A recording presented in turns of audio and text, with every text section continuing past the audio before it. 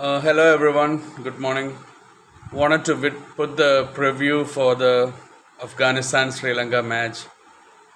In case you're wondering, this T-shirt I wanted to say once. I mean, this is an action cricket T-shirt that I had in South Africa. People who actually worked or at the action cricket arena got this T-shirt. Not everyone has this T-shirt. It's written action sports behind and action cricket here as well. I mean, action cricket arena, we used to have action cricket, action soccer, action hockey, action netball. So it was kind of exciting there. Wednesdays were netball day for girls, and Friday evenings were the children's action cricket day. I mean, there was a season all every 3 months, so it was full-time action cricket played from the evening 6 to 9:30, 10. Anyway, coming back to my match today for Afghanistan Sri Lanka, I've said it yesterday as well. Before the World Cup, my big prediction was that Afghanistan would be the surprise team and they would cause a few upsets. But after that Bangladesh match where Afghanistan were in such a good position and messed up, I lost confidence in Afghanistan. Plus, they were not picking Noor Ahmad, who I mentioned a lot in my videos that I think highly of. But finally, they played Noor Ahmad in that last match and he took 3 wickets. There's no guarantee, obviously, he'll take wickets in every match, but he's such an inclusion in the team. I mean, people haven't seen him play. So when you play a new player, a new bowler, I mean, there's always a big challenge, and especially a left-arm spinner, Chinaman, there's a lot of trouble to pick him because you have to pick him from his arm. You have to pick him up from the arm and whatever he does with his fingers. So it's not easy. It's always very difficult to bat against a new bowler all the time, and especially against a spinner, and even more so against a left-arm Chinaman bowler, because how the ball comes out of their hand, I mean, it takes a while to get used to it. So Noor Ahmad, I'm sure, will play today because after the last match Afghanistan played where he bowled excellent. I think he was also the player of the match. I mean, Afghanistan would not drop him. So Afghanistan probably would go with the four spinners, Noor Ahmad, Rashid Khan, Mohammad Nabi and Mujibur Rahman. And their left arm quick also looks good. The only thing is that Afghanistan should bat well. I've said in a video tentatively 230, which is like the minimum score which you can kind of defend. Not saying minimum, you can still defend less than that, but there's a lot of pressure. But 230, 250 ideally, and anything over 250, and provided they do bowl well as well, then I think Afghanistan can win.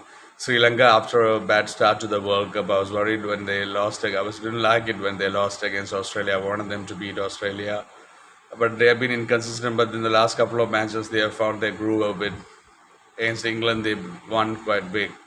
But today, I'm not saying making a big prediction, but I'm definitely backing Afghanistan to win. My heart definitely is with Afghanistan.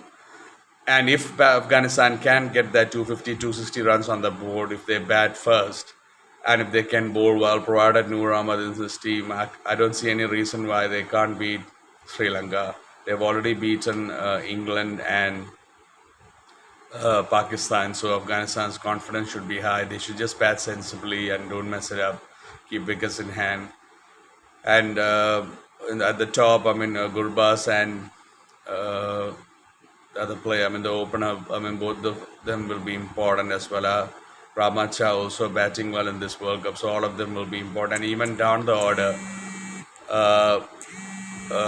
contributions from Rashid Khan, Mujibur Rahman, all will be important because they can all chip in a little bit with the bat. I mean, Mohammad Nabi is also a very sensible batsman, so I do hope if Afghanistan bat well, they do get the runs on the board, and then they can put real pressure on the Bangladeshi batsmen.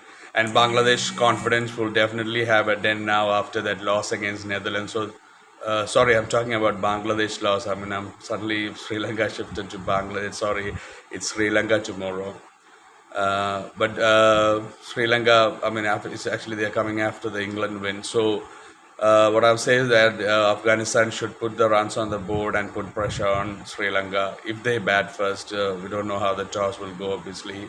The match is actually played in Pune. I don't know much about the Pune pitch. I mean, sometimes it can be good for batting. I don't know, probably because of India. I hope there's a little bit of turn for the Afghanistan spinners. But Afghanistan should bat very confident, bat well. When I say confident, it's not just going for sixes and fours, bat sensibly and confident within themselves and put a decent score and bat with a match in their mind. I mean, when you bat, I mean, when you have spinners, match winning spinners in your team, I mean, that should always be in your mind that you're batting to put up a score for them to defend. This is all in the scenario where Afghanistan bats well. If they bat second, obviously bowling well, they will have to restrict Sri Lanka to as much a low total as they can and then bat with sense and put up the run. So I'm not making a big prediction. I've already said that before my preview that World Cup that Afghanistan would cause upsets. They've already caused two upsets. I'm definitely, my heart is backing Afghanistan to win, provided those two things happen. Noor Ahmad plays and Afghanistan bats sensibly. So good luck, Afghanistan. You have what it takes to beat Sri Lanka. So go for it. Thank you, everyone. Take care. God bless you.